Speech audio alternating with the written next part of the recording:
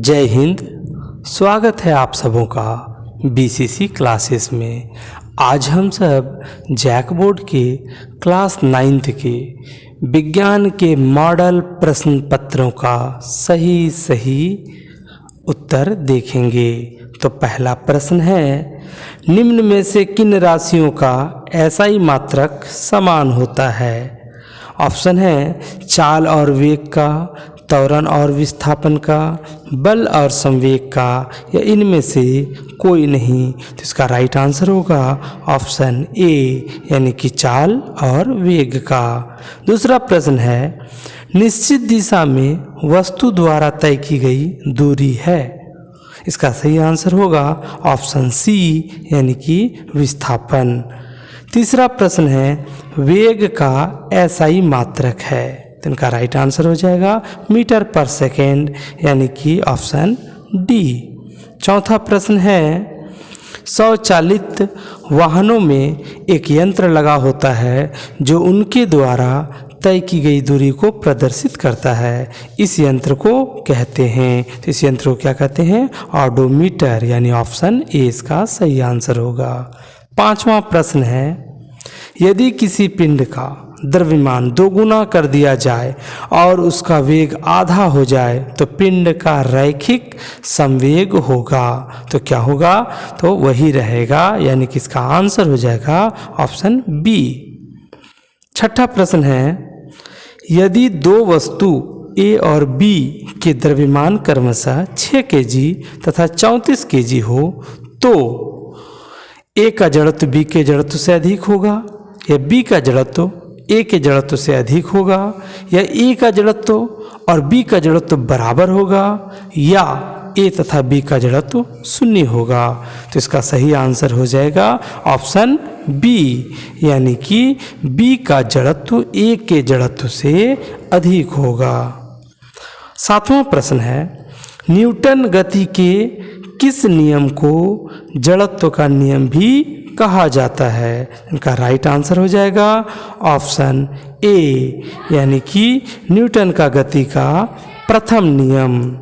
आठवां प्रश्न है, रॉकेट किसके सिद्धांत पे कार्य करता है? ऊर्जा का संरक्षण, द्रव्यमान के संरक्षण, संवेग के संरक्षण, या इनमें से कोई नहीं। इनका राइट आंसर हो जाएगा ऑप्शन सी, यानी कि संवेग के संरक्षण।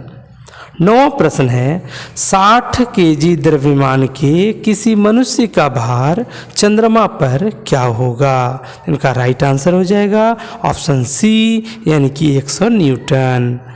10वां प्रश्न है, यदि दो वस्तुओं के बीच की दूरी को आधा कर दिया जाए तो उनके बीच का गुरुत्वाकर्षण बल किस प्रकार बदलेगा? तो इनका राइट आंसर हो जाएगा ऑप्शन ए, यानी कि 4 गुना बढ़ जाएगा। 11वां प्रश्न है, ध्वनि किस माध्यम से गमन करती हैं? ठोस, तरल, गैस, या उपरोक्त सभी? इनका राइट आंसर हो जाएगा ऑप्शन डी, यानी कि उपरोक्त सभी।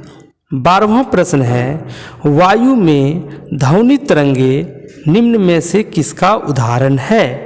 अनुदैर्ध्य तरंग का, अनुप्रस्थ तरंग का, विद्युत चुंबकीय तरंग का, या इनमें से कोई नहीं। इनका राइट आंसर हो जाएगा ऑप्शन ए, यानी कि अनुदैर्ध्य तरंग का।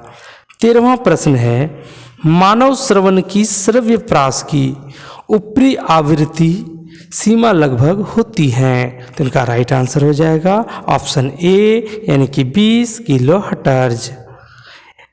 अगला प्रश्न है, दो विभिन्न पदार्थों के कणों का स्वतः मिलना क्या कहलाता है? इनका राइट आंसर हो जाएगा ऑप्शन बी, यानी कि विसरण। 15वां प्रश्न है, बर्फ का गलनांक कितना होता है? इनका राइट आंसर हो जाएगा ऑप्शन सी, यानी कि 273.16 केल्विन। 16वां प्रश्न है, निम्नलिखित में से किसे सबसे अधिक संपीड़ित किया जा सकता है? तो इनका राइट आंसर हो जाएगा हाइड्रोजन गैस, यानी ऑप्शन सी। 17वां प्रश्न है, निम्नलिखित में से कौन यौगिक का उदाहरण है? लोहा, पीतल, जल या तांबा? तो इनका राइट आंसर हो जाएगा ऑप्शन सी यानी कि जल। 18वां प्रश्न है, पीतल किस धातु का मिश्रण है? तो इनका राइट आंसर होगा जिंक और कॉपर यानी कि ऑप्शन ए Zn और Cu। 19वां प्रश्न है, निम्नलिखित में से कौन रासायनिक परिवर्तन का उदाहरण है? इनका राइट आंसर हो जाएगा ऑप्शन बी यानी कि भोजन का पचना। 20वां प्रश्न है, सोडियम ऑक्साइड का सूत्र निम्नलिखित में से कौन है? तो इनका राइट आंसर होगा ऑप्शन बी यानी Na2O।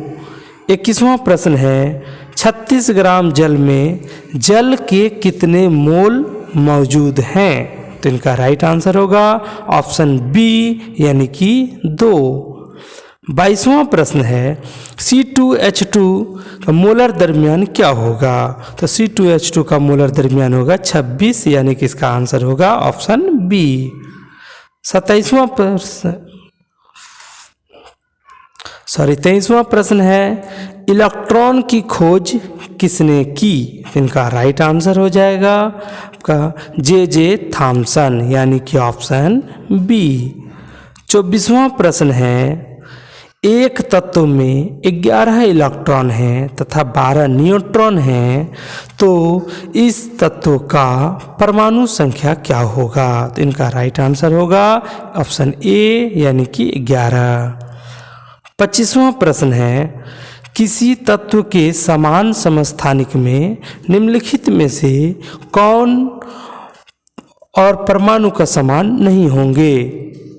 तो इनका राइट आंसर हो जाएगा ऑप्शन सी यानी कि न्यूट्रॉन।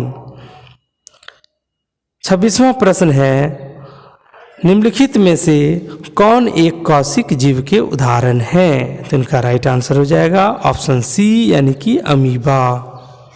27वां प्रश्न है, लाइसोसोम का निर्माण कौन करता है? तो इनका राइट आंसर ऑप्शन सी यानी कि गोल्जी उपकरण। 28वां प्रश्न है, कोशिका झिल्ली के आर पार पदार्थों का आना जाना किस प्रक्रिया के द्वारा होता है? तो इनका राइट आंसर हो जाएगा आपका ऑप्शन बी यानी कि विसरण। 29वां प्रश्न है, पौधे के शीर्ष पर कौन सा उत्तक पाया जाता है? तो इनका राइट आंसर होगा ऑप्शन ए यानी कि विभुज्योतक। 30वां प्रश्न है, रक्त के तरल आधात्री भाग को क्या कहते हैं? तो इनका राइट आंसर हो जाएगा ऑप्शन बी यानी कि प्लाज्मा। 31वां प्रश्न है, श्वेत क्रांति किससे संबंधित है? तो इनका राइट आंसर होगा ऑप्शन सी यानी कि दूध उत्पादन से। 32वां प्रश्न है, निम्नलिखित में से कौन रबी फसल का उदाहरण है? तो इनका राइट आंसर होगा ऑप्शन डी यानी कि चना। 33वां प्रश्न है, जीवों के वर्गीकरण का सर्वाधिक मूलभूत लक्षण क्या हो सकते हैं? इनका राइट आंसर होगा ऑप्शन सी यानी कि उसका कोशिका संरचना। 34वां प्रश्न है, पादप वर्ग का उभयचर किसे कहते हैं? इनका राइट आंसर होगा ऑप्शन बी यानी कि ब्रायोफाइटा। 35वां प्रश्न है, व्हेल निम्नलिखित में से किस वर्ग से संबंधित है? तो इनका राइट आंसर होगा ऑप्शन सी यानी स्तनपायी। 36वां प्रश्न है, वैश्विक ऊष्मन के लिए कौन गैस उत्तरदायी है? तो इनका राइट आंसर होगा ऑप्शन ए यानी कार्बन डाइऑक्साइड। 37वां प्रश्न है, जल प्रदूषण से निम्नलिखित में कौन सा प्रभाव नहीं होगा? तो इनका राइट आंसर हो जाएगा ऑप्शन डी यानी कि फेफड़े संबंधी रोग। 38वां प्रश्न है, निम्नलिखित में से कौन असंक्रामक रोग हैं? तो इनका राइट आंसर होगा ऑप्शन बी यानी कि रतौंधी। 39वां प्रश्न है, निम्नलिखित में से कौन दीर्घकालिक रोग, सॉरी यहाँ लोग लिखा हुआ है, आंसर होगा उसका रोग। निम्नलिखित में से कौन दीर्घकालिक रोग के उदाहरण हैं? तो इनका राइट आंसर होगा ऑप्शन सी यानी कि टीबी। और इस मॉडल सेट का अंतिम प्रश्न है 40वां प्रश्न, जीवाणु निम्नलिखित में से किस वर्ग में आते हैं? तो इसका राइट आंसर होगा ऑप्शन बी यानी कि मोनेरा। बीसीसी क्लास से जुड़ने के लिए आप सबों का बहुत बहुत धन्यवाद।